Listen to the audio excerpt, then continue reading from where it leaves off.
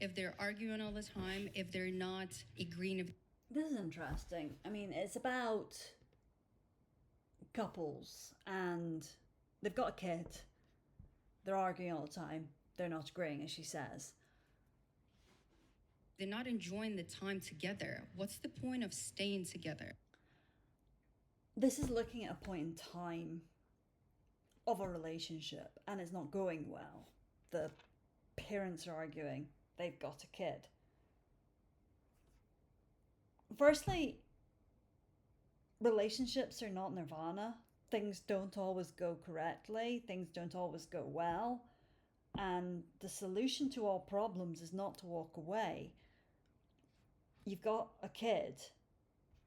And kids are difficult to look after. Kids change the dynamic of relationships. So when you bring a kid into a relationship, although it's the best thing you can do, it's traumatic to the relationship.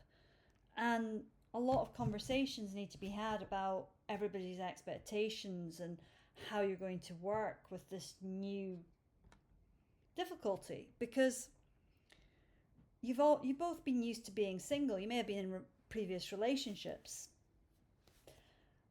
and you haven't had kids. You've had a partner but you've not had kids, so you're used to giving up a certain amount of effort. But then you bring a kid in and both partners will feel like they're giving most because they're giving so much more than they've ever done, but the extra giving goes on the child. It's sort of like if you've ever cycled somewhere and you only notice the uphill bits. It's how you can cycle somewhere and both ways are uphill. So having a child is difficult, and you don't just go, well, we're not getting on, let's split up. That's just not what you should do. For the sake of the child. Well, because if you are to look at the outcome of what happens to a child, if you remove the father from the home, for instance, even if the child's in an abusive home with both their parents being abusive and you enter into a stepfather moving into the home, they're still at a higher risk than even if they were with the abusive parents. The stats on this are just crazy. I think off the top of my head, I think it's 40 times more dangerous. Obviously not than a random mother and father with a child. As soon as you bring an unrelated male into the home, the chance of abuse goes through the roof. It's just, the statistics are scary. I disagree. And no, it's not. Okay, that's you can't disagree with statistics. You can say I don't agree with I don't believe your statistics. I don't believe the method. But you can't just if he brings in these are the statistics. You can't just go I disagree. Is a father figure. Listen, I can give you the study, but it is true. It's the same thing with the state. It's interesting if you remove a child from a home and you enter the child in with the state to get them out of an abusive home. Their chance of being abused under state custody and of expiring under state custody are actually higher than if you left the child in the abusive home. I didn't actually know this, but it did surprise me, but it's not that surprising. I know that state custody has terrible outcomes.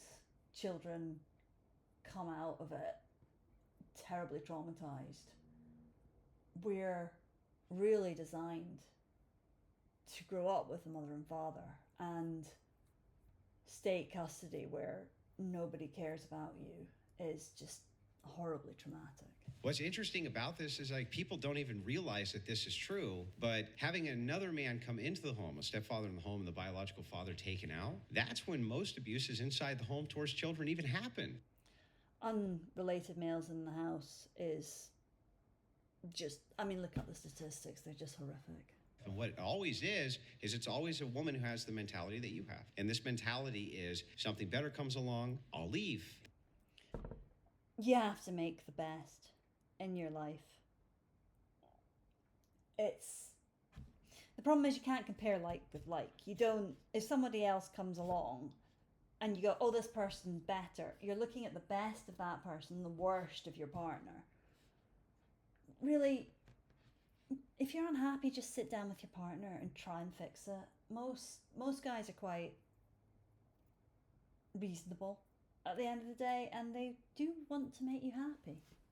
That's why women are initiating most of the divorces. And they leave and they break up the home and they break up the family. And then all of the entire generations raised by single moms. If there are The unrelated male in the house, I think, should really be a better known statistic, because just that statistic alone kills the "I don't feel quite happy here, we should split up the home" argument. And you see it over and over again, just these women going, "He doesn't do anything wrong, but I just don't think he's as attentive as I would like." Have you had a conversation with him? Have you sat him down? Have you told him what you want?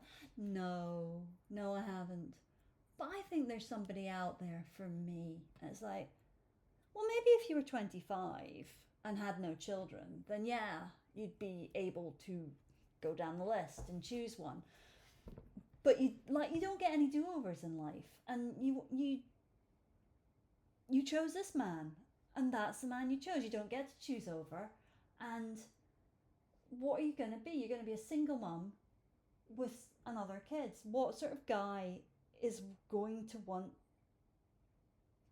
to choose a single mum with another man's kids? He's not going to be this wonderful high quality guy who's got all the women chasing him, because a man will tend to choose someone who's unattached over someone who's attached. So you're going to get a guy with less options than the first guy, so he's unlikely to be better.